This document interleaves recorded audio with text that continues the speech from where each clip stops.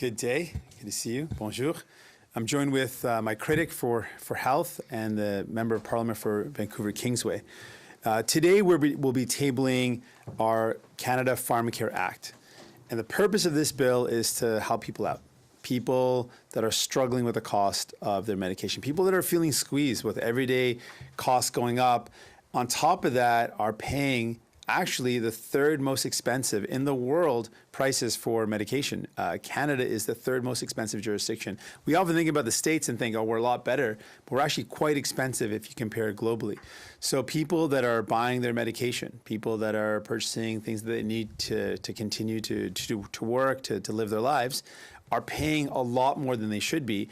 And we've got a Liberal government that has recently made decisions that have continued those prices to be amongst the highest in the world. We've got a Liberal government, a Prime Minister and a Health Minister that have sided with the billionaire CEOs of these wealthy corporations instead of Canadians and families that are just trying to buy the medication that they need. So this is a first step towards universal medication coverage for all. We believe no one should have to choose between buying their medication or buying their groceries. And this bill will move us towards that. This is based on the Hoskins report, which laid out one of the major first steps is to have a legal framework based on the Canada Health Act that would allow us to move forward with universal pharmacare. That's what this bill is that we presented today.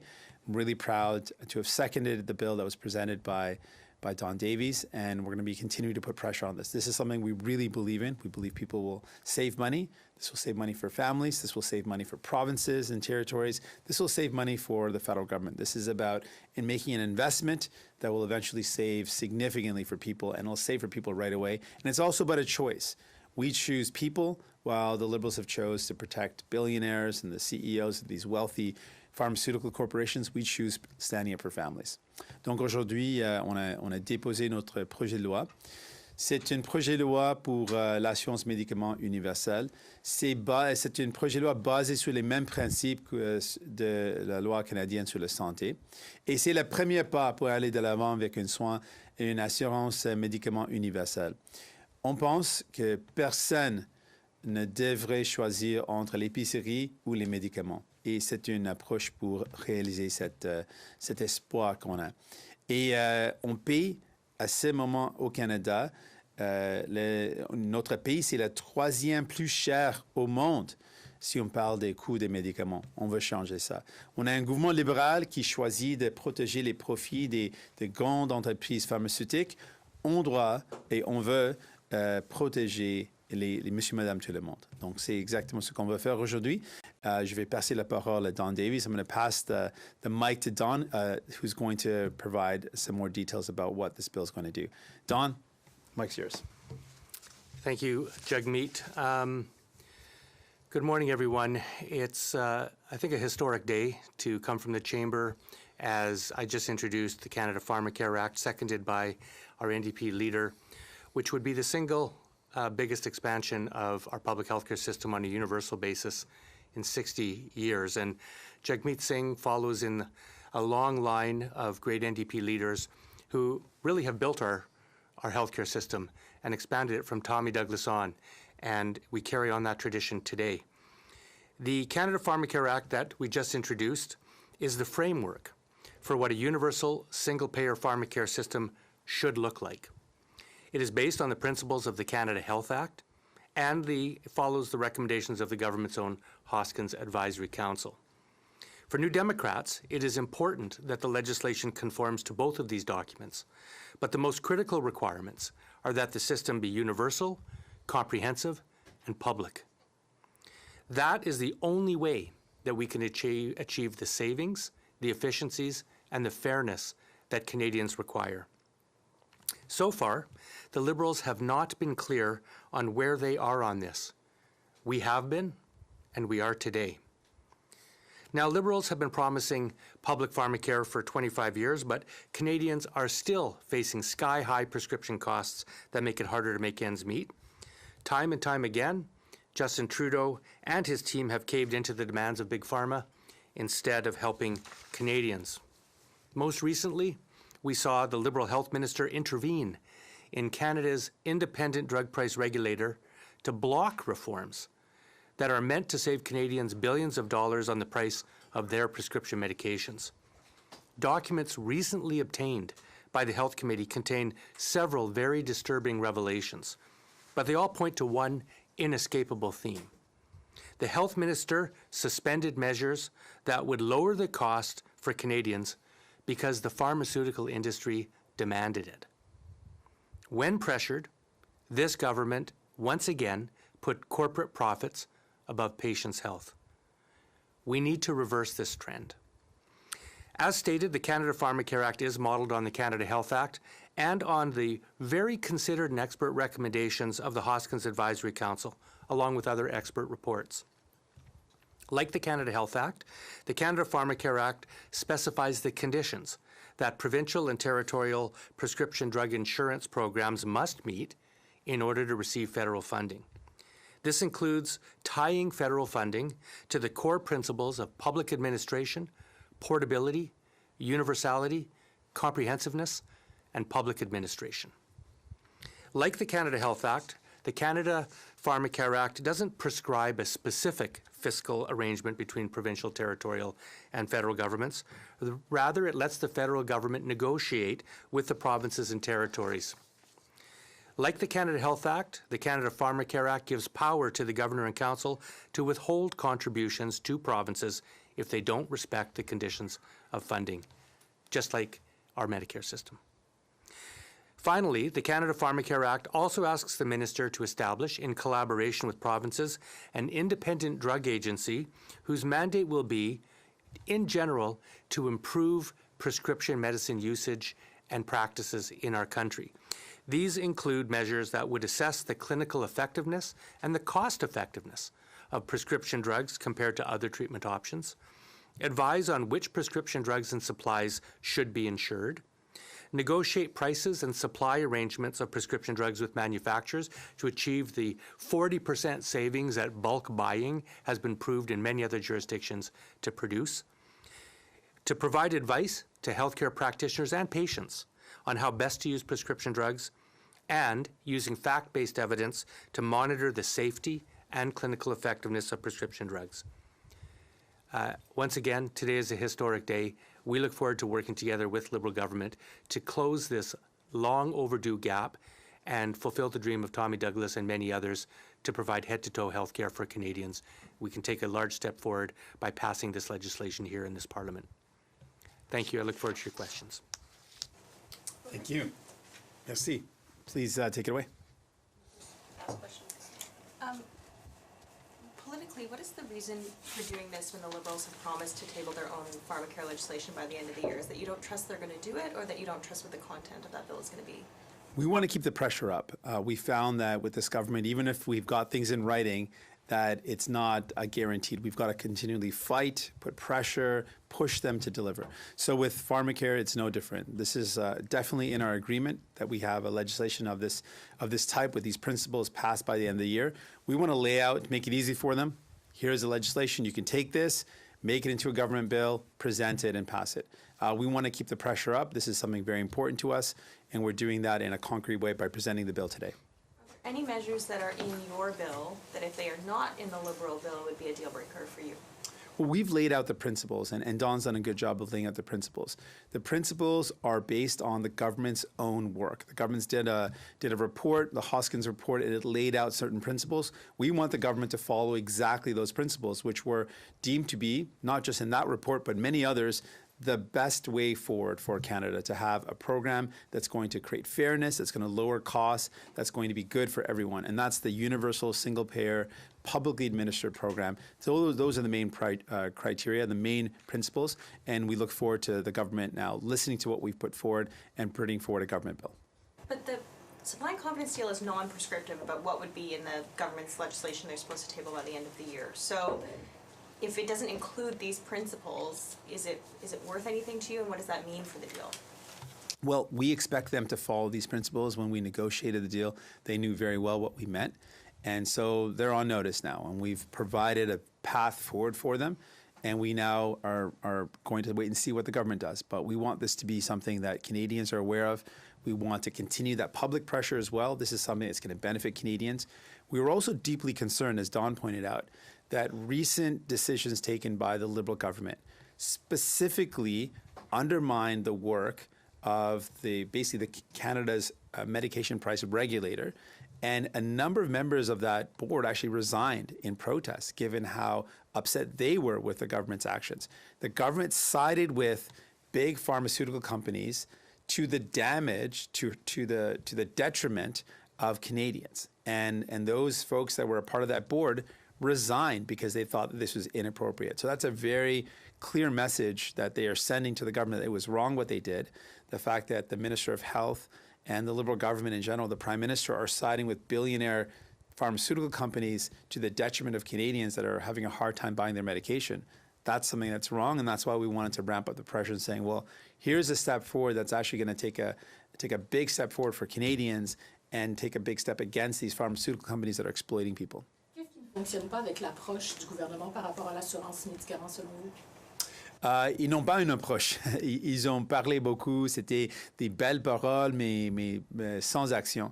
Et donc, ils ont promis, comme Don a dit, depuis presque 25 ans, d'avoir une assurance médicaments universelle. Ils n'ont rien fait. Et maintenant, on a forcé ce gouvernement d'inclure dans notre entente le fait que d'ici fin d'année, on doit avoir un projet de loi passé dans le Parlement pour l'assurance médicaments universelle. On a proposé un projet de loi avec les éléments nécessaires parce que le gouvernement libéral n'agit pas et quand il agit, il défend les profits des grandes entreprises pharmaceutiques au lieu de monsieur, madame, tout le monde. Should Canadians expect to have an election called by the end of the year on this? I mean, we only have about a week left here. In the fall, by the time Parliament comes back, we're looking at only 2 to 3 months to be able to get this type of legislation passed. So are you prepared to call an election over this if it doesn't pass by the end of 2023? Well, we're nowhere in that position yet. There's more than enough time to pass the bill. Our goal is to get this bill passed. Our goal is to make sure Canadians can afford their medication. Our goal is to send a clear message that we should be working in government to defend people, not like the Liberals are doing, defend the big pharmaceutical companies. That's wrong.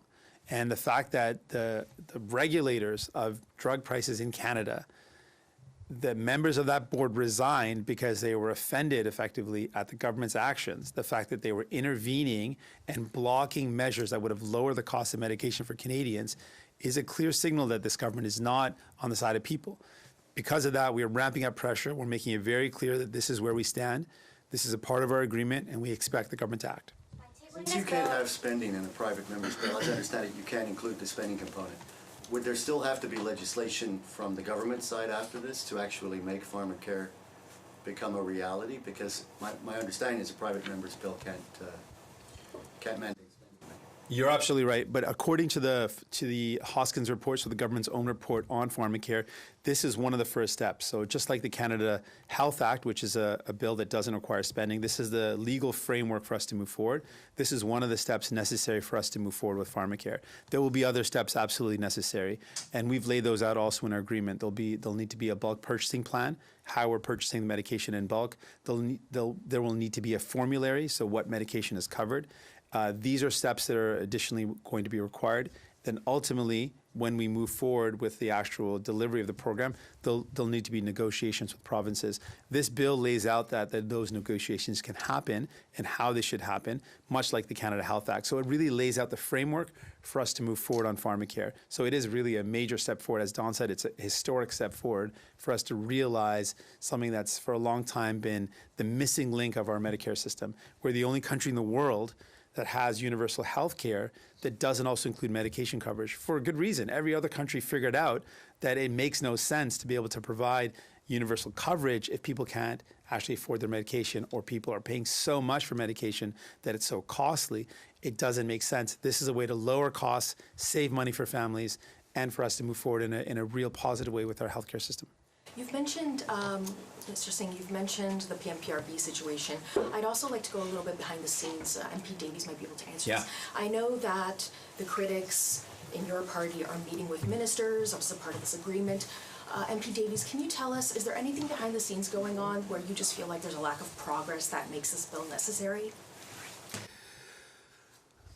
Not really. In fact, you know, in terms of us working together on dental care, I'm very pleased with the progress that we've made so far. And we've had some productive conversations even on pharmacare. But, you know, the one thing that the Liberals have not stated to this day is their commitment to the single-payer system. That's not been said by the Prime Minister. It's not been said by any health minister. And for us, you know, every single one of the task forces, commissions, committees that have ever looked at pharmacare, by my count there's been 7, have all come to the same conclusion, that the only way that you can achieve the savings of pharmacare and also make sure that you have comprehensive coverage is through our public system. And yet we have not heard the Liberals commit to that. So, you know, I think that, you know, the history in this country is that we wouldn't have a healthcare system without the New Democrats and Liberals working together on it, but we also wouldn't have it without the New Democrats driving the agenda forward. Mm-hmm. And that's what we're doing here today. We're driving this forward, and, you know, I hope to hear from the Prime Minister or the Health Minister anytime now their commitment to the single-payer system, and then it's just a matter of passing legislation, which we've done the work and drafted for them. Mr. Singh, by tabling this bill today, are you essentially saying that, you know, this entire time that you've had this agreement with the Liberals, you haven't been working with them to craft a government bill on pharmacare? Has there been any collaboration on this? So far, we've been focused on dental care, as Don was mentioning, that's been our priority, but there's a number of other things that need to get done by the end of this year, and this is another priority. And so far, while Don mentioned that there's been conversations, which is some of the initial steps, initial work that was necessary for us to move forward, we want to accelerate that. We want to show them, well, here's the work's done. There's no poison pill here. This is a straightforward bill based on the government's own commission's report. So it lays out exactly what the commission itself recommends. We've introduced that into a bill format. And this is one of the steps that's necessary, and this is a part of our agreement. So we've done the work for them. They can move forward with it. We've started some conversations, but we want to put pressure on them. Like Don mentioned, we found with this government that just because we have an agreement doesn't mean things get done. We've got to continue to push for it. We've got to continue to fight for it. And that's what Canadians can expect from us. We are fighters, and we believe in making sure people get a break. We want to make sure medication prices come down. And this is a concrete way to give people a real break. They're going to have free medication when we have universal pharmacare, and it's the right thing to do. Speaking of that dynamic, you were talking about. Oh. Sorry, did you? Yeah. I just wanted to ask about the PMPRB. Yeah. Either of you can answer. Do you trust the federal health minister to be able to champion pharmacare and implement it, given some of the issues you've raised with him and his potential connections to the industry?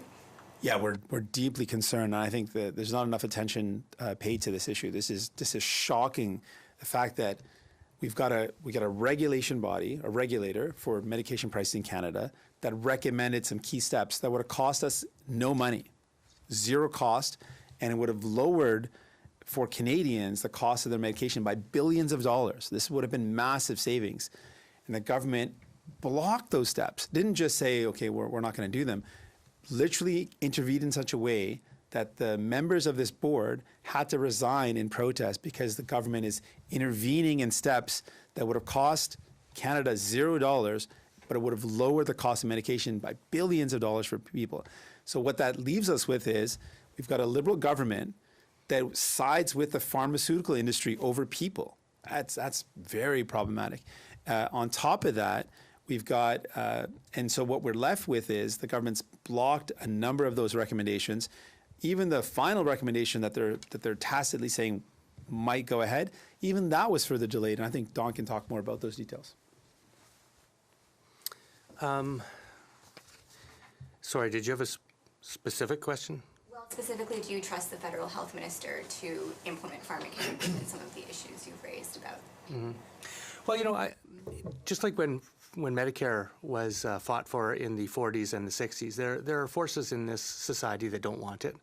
You know, there was a doctor strike in Saskatchewan when Tommy Douglas introduced it in that province, and I don't think it's any secret that Big Pharma and the insurance industry are not enamored with a public pharmacare system. So, no, standing in stark contrast to that are many, many, many other stakeholders that are pushing for this, including Canadians, where polling has showed, upward of 85, 90% of Canadians want this. So there's no doubt that Minister Duclos and the Liberal government are being pressured by other forces. So what we want to do is add some pressure on the other side on this.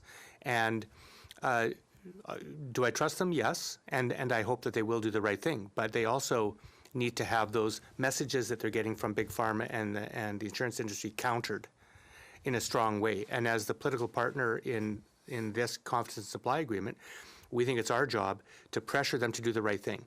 And look, Dr. Eric Hoskins is not a New Democrat. He was a Liberal health minister in Ontario. And he was specifically entrusted by Prime Minister Trudeau to look into this issue and come up with his own recommendations after the Health Committee had already studied this for 2 years and recommended public health care. He came to the same conclusion as our Health Committee did. So,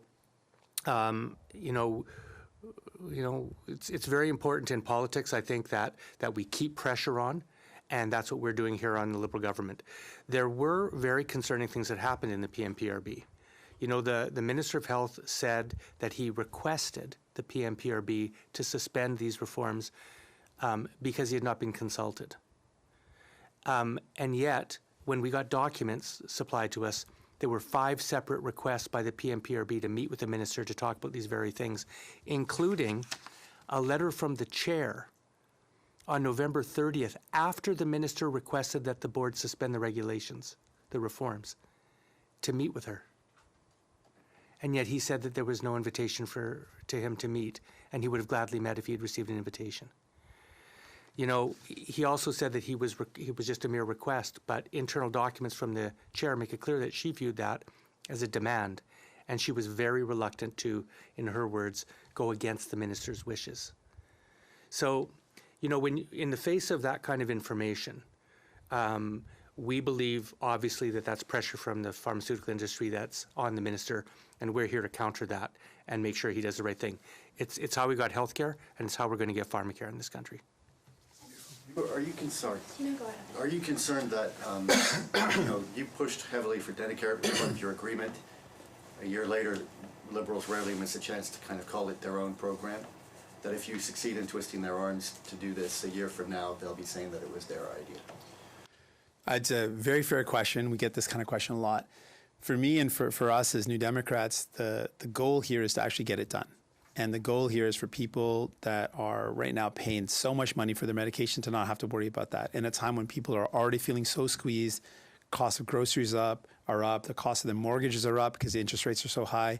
This is a way to give people a break. And this would help families that are, we got parents, moms and dads that are maybe buying diabetes medication or purchasing cholesterol medication.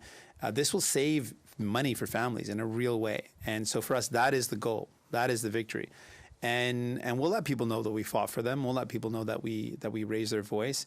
But ultimately, whether the credit ends up going with the Liberals or not, it doesn't matter. If we can get pharmacare done, meaning people will save money and we can make people healthier and we can ensure that people are better off, that is our victory. That's the goal for New Democrats. And is the confidence and supply agreement working for you right now? Like Evans pointed out, the Liberals have taken credit for the dental care. You also said they're not clear on positions. Even when we're looking at the foreign interference, you're saying that they've ignored the will of Parliament. They ignored what you were saying about Mr. Johnston. So why continue with them as partners and give them your support if you're pointing out all of these factors? 2 years ago, the Liberals voted against dental care with the Conservatives. 2 years later, 300,000 kids in our country are accessing dental care. 2 years ago, the Liberals voted against dental care with the Conservatives, and by the end of this year, seniors are going to be able to get their teeth looked after. That shows that New Democrats have proven that we can deliver. When we said from the beginning there needs to be a public inquiry, the Liberals said no. When we said that Mr. Johnston should no longer continue, when we forced a vote on it, the Liberals said no. Mr. Johnston has now resigned, and one of the Dominic LeBlanc has now said he's open to a public inquiry. New Democrats deliver. We don't back down. We keep on fighting. And the evidence is we fight and we win. And we've done that now. And so with pharmacare, it's no different. We're going to fight, and New Democrats are going to win, and we're going to make sure people are better off. And I actually have one last question Yeah. on the public inquiry. The Bloc Québécois put forward some names today, including Louise Arbour, Erwin Kotler, Guy Saint-Jacques. Are those names that you'd support, and are there any people that you've put forward that you'd like to see in the role? A very fair question. I want to lay out the way I want to approach this. We've laid out criteria in terms of what we expect for someone to lead a public inquiry. A judge, either sitting or a retired judge, someone who hasn't donated to a political party in a number of years, and being a judge would help assist in that criteria. And particularly given some of the allegations in this case, one example we gave was that someone that's not affiliated with the Trudeau Foundation for specific allegations related to that. Those are some of the criteria. In terms of the names, the way we want to approach this is I suggested the model that we used in the provincial parliament in Ontario, where there was there were representatives from each of the recognized parties in a committee that was chaired by the Speaker of the House, and the vetting of each candidate was done, and then each of those candidates were presented to members of the recognized parties, and then we all decided in a unanimous fashion the officers of Parliament. That's how I was involved in the selection of the Auditor General in Ontario, and that is a process where each party is involved. Parties sign off on the final decision, but we have a proper vetting process. We analyze each of the candidates. We assess their resumes as well as whether or not there's any specific concerns that might be there. That would be the process that I'd want to follow instead of just approving or not approving names. I would like us to engage in a real proper process like that, where we can all come to consensus on an agreement on a name. And it's a process like that that would give Canadians confidence as well that we've done our work and that we've done the proper vetting. When will you be meeting with the other opposition leaders to discuss this? We're open to meeting at any time. We've also already started this process in our motion that called for Mr. Johnson to step down, and Mr. Johnson has now stepped down.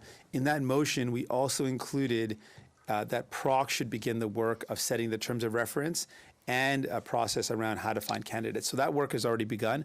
Obviously, in that committee, each party has already a representative there.